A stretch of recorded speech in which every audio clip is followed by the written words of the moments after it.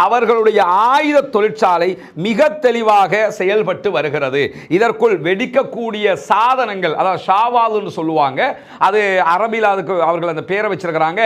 Merkava tank வந்துகிட்டு இருக்கும்போது பின்னாடி ஓடி போய் ஒரு கேன் மாதிரி ஒன்றை கொண்டு போய் வச்சுட்டு வந்துருவாங்க.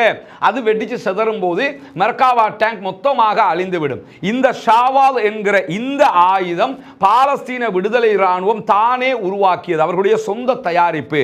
அதே நேரத்தில் மெர்காவா டேங்குகளை தூரத்தில் இருந்து அட்டாக் பண்ணக்கூடிய யாசின் 105 என்கிற குறிப்பிட்ட ஏவுகணையை பொறுத்தவரையில் இந்த ஏவுகணையை செய்வதற்கு அவர்களுக்கு வெறுமனே $513 தொடக்கம் $530 அளவுக்கு தான் செலவு ஏற்படுவதாக சொல்லப்படுகிற அதே நேரம் ஒரு மெர்காவா டேங்க் எடுத்துக்கிட்டீங்கன்னா பல மில்லியன் டாலர்கள் பெறுமதியானது.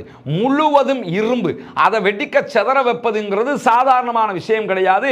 அதை தாண்டி இன்றைக்கு ஜெனரல் ஜானி சொல்லக்கூடிய செய்திகளில் மெர்காவா டேங்க் என்பது சுற்றுமுற்றுமாக சென்சர் பொருத்தப்பட்டதாக இருக்கும். உடனடியாக தன்னை நோக்கி வரக்கூடியவங்களை கண்காணிக்கக்கூடியதாக இருக்கும்.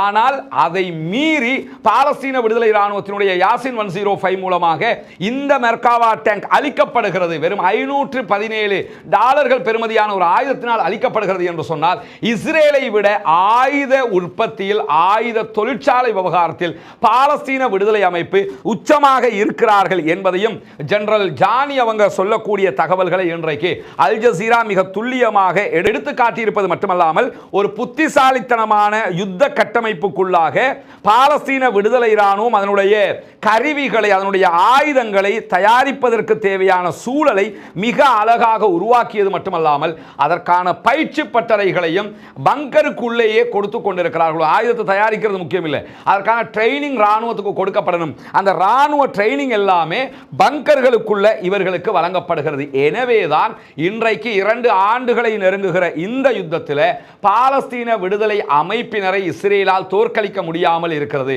வெளியிலிருந்து ஆயுதம் வர்றதா இருந்தா என்ன ஆயிருக்கும் என்று சொன்னா அவங்களை தோற்கடிச்சிட்டு லேசா போயிடலாம். உதாரணமாக பார்த்தீங்கன்னு சொன்னா காசாவினுடைய யுத்தத்திற்கு 1 ஆண்டுகளுக்கு மேலாக காசாவுக்கு சப்போர்ட் பண்ணினவங்க தான் ஹிஸ்புல்லாக்கள். ஹிஸ்புல்லாக்கள் எந்த இடத்துல ஸ்டாப் ஆகுறாங்கன்னு சொன்னா, சிரியாவில் ஆட்சி மாற்றம் வந்ததோட அவர்களுக்கு ஈரான் வழியாக வருகிற ஆயுதங்கள் நிறுத்தப்படுகிறது.